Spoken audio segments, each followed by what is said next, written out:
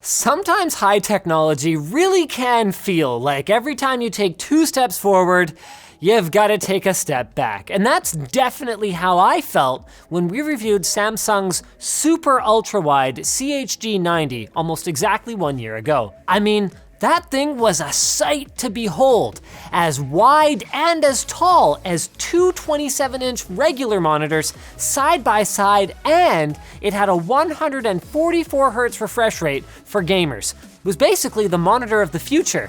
That is, unless you were coming from a future where high-resolution screens were a thing, because with a vertical resolution of just 1080 pixels, it was a blurry dog's breakfast compared to even cheap Korean monitors off of eBay. But today, we've got some new options. Both LG and Dell have released their own 49-inch 32:9 displays, this time with over 75% more pixels. That's right, baby. It's 1440p, baby. The Hexgears Nova mechanical keyboard is a wired entry-level keyboard that features full metal construction and is available with Kale Box Brown or Box White switches. Check it out at the link below.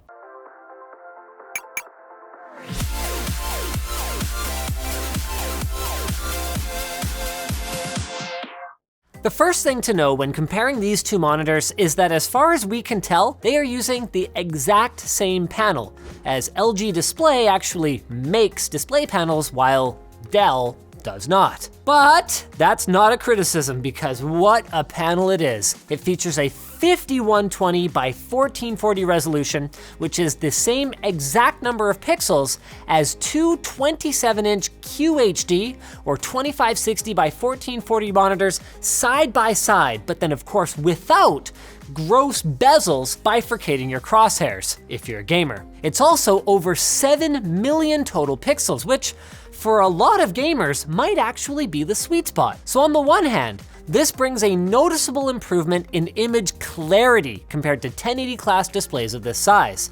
Almost all of the test users spotted the upgrade in an experiment that we ran recently, which you can check out up here. On the other hand, compared to gaming on even a single standard 16:9 4K display, we're still actually working with almost 1 million fewer pixels.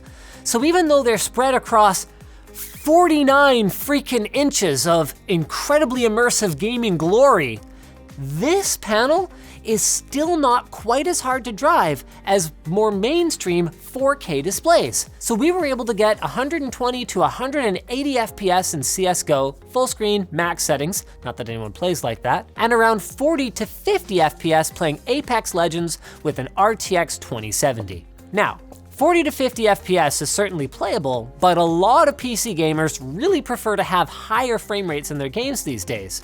Nvidia recently even shared a study on the practical competitive advantage of high refresh rate gaming.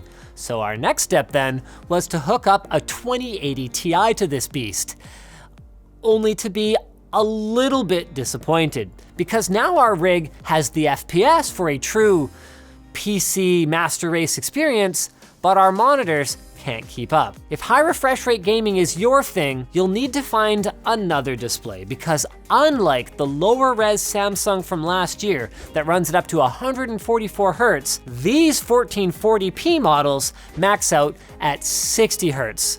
Although with that said, we were able to get a stable overclock on both of them up to around 76 Hz. Which isn't too bad. So they're suitable for sightseeing and non-competitive gamers, but I wouldn't say they're really for hardcore esports players. Moving on to productivity though, totally different story. 60 Hz is plenty for office work, so these monitors are basically fantastic. No, like really fantastic. You can easily get 3 or 4 windows open at the same time, and with the 1440 vertical pixels, text might not be the sharpest we've ever seen, like on LG's 5K Ultrafine, but it's still nice and clear, which is important because remember, even though it's super wide, you're still likely to end up sitting only about 30 inches away depending on the size of your desk. Another difference between this new panel and the Samsung CHD90 is the tightness of the curve. Now, all of them are curved monitors because by the time you go this wide, it actually does kind of make sense. But the Samsung uses a rounder 1800R curve compared to the LG and the Dell's more flat 3800R bend. Now, which one you prefer is kind of down to how you intend to use it.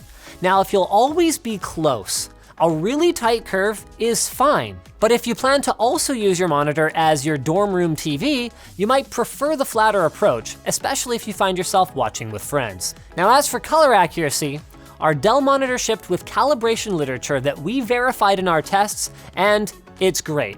We're talking professional level delta E's of less than 2 and 98% coverage of the sRGB color space. As for our LG unit, that one was good, but not great. Though we should mention that ours is a pre-production engineering sample, so it is possible, although from our experience with LG, not necessarily probable, that the retail-ready models will be better calibrated out of the box than ours. If nothing else though, our Dell here shows us more or less what displays with this panel can be capable of. Okay then, so by this time, we've made our point that these two monitors share the same panel, but we mostly haven't talked about what's actually different about them. So which one is better? Well, most of the differences have to do with the industrial design, the chassis, the stand, and the controls for the on-screen display. Looks-wise, I'd say it's a coin flip. They both have a plastic back, but the Dell is gray while the LG is white, so... I/O is a bit of a mixed bag too. They both have 2 HDMI 2.0 ports and a single DisplayPort 1.4 port, but the Dell has a couple more USB ports than the LG. 5 downstream Type A's, so that's where you plug your stuff in, 2 upstream Type B's, and a very appreciated USB Type C. By the way, you might be wondering why there are 2 upstream ports on it at all. It's actually really cool. It's so you can connect 2 computers to this display simultaneously, viewing their output in picture-by-picture mode, and then controlling them with a single set of peripherals thanks to the monitor's integrated KVM. Cool.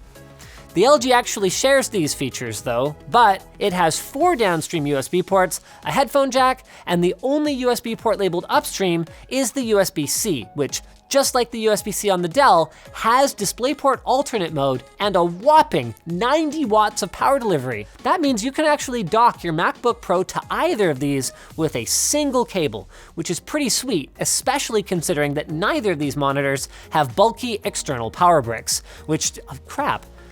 We got into the similarities again. Right, sorry, differences. The LG does offer a few goodies that are completely absent on the Dell. First, there's the stand, which actually swivels, in addition to being able to go lower than the Dell and even rotate a little bit in case your floor isn't level. And then again, shame on Dell's product page, which claims the 4914DW can swivel between -170 and +170 degrees, but it doesn't swivel at all. I think they're talking about viewing angles, but that's still wrong.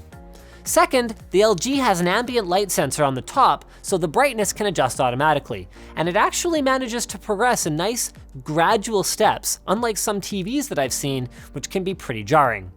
And then finally, there's HDR, maybe.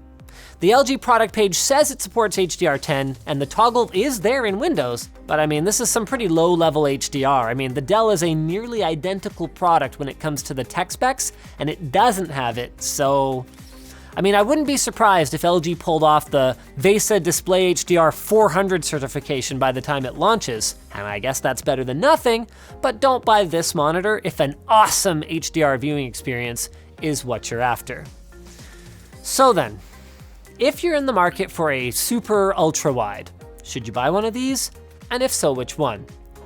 Well, if you don't mind a lower resolution in exchange for high, not to mention variable refresh rate gaming, you're actually still better off with the 144Hz model from Samsung for $350 less, or maybe the upcoming comparable from ROG. However, if you really value the higher resolution for work, or you're a non-competitive gamer with a machine that can push this many pixels, so then if you're basically like me, then I'd recommend one of these. As for which one, I'd love to say go LG straight up. Actually, I didn't even mention it's got speakers built into it and the Dell doesn't, but it's gonna cost you. It's gonna be about $150 more when it launches in mid-April. So it's up to you whether the LG only features are worth it. I mean, they're both awesome displays that are great for productivity and immersive gaming in games like Apex Legends, Destiny 2, CSGO, Deus Ex Mankind Divided, anything that's designed with super duper wide gaming in mind. So, anything but this benchmark, which you can clearly tell is super stretched. Thermaltake's A500 aluminum mid-tower case features a minimalistic design with a brushed aluminum surface for a clean, uninterrupted look. It's got hinged tempered glass panels on both sides. It fits up to a 420mm radiator at the front. It can take up to 4 3.5 or 2.5-inch hard drives inside the left side panel or the top of the power supply cover, and it's got a Type-C USB port on the front panel. Check it out today at the link in the video description. So thanks for watching, guys. If you disliked this video, you know where that is. But if you hit like, then you liked it, I guess. Also, get subscribed. Check out the link to where to buy the stuff we featured. And also, join our forum. It's really cool. All those things are linked below. Oh, right, our merch store. It has shirts. And other stuff, like cable ties.